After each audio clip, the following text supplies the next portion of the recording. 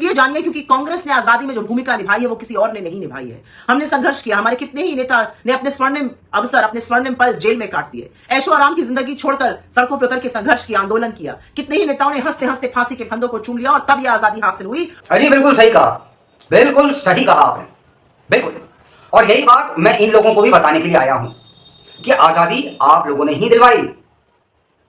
आप लोगों ने क्या क्या संघर्ष किया, आपके नेताओं के संघर्ष, वो संघर्ष हुए जिसे ये देश कभी भूल नहीं पाएगा, क्योंकि मैं इस देश को कभी भूलने नहीं दूंगा जब तक मैं जीवित हूं।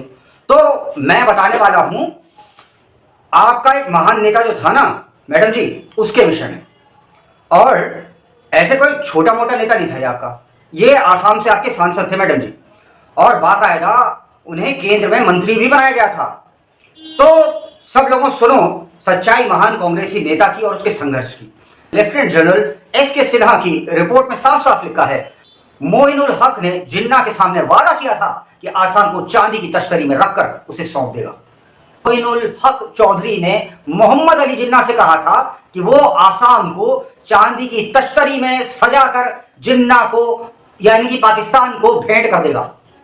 तब जिन्ना ने खुश होकर कहा था आसाम तो मेरी जेब में है। उसके बाद में 1947 आता है, देश टूट जाता है, लाखों लोग मरते हैं, या यूं कहूं सत्ता के लालच में लाखों लोगों को मरवा दिया जाता है।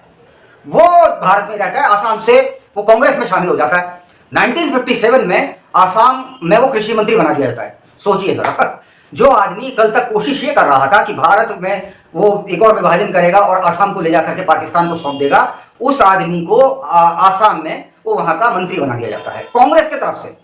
फिर वर्ष आता है 1971 का।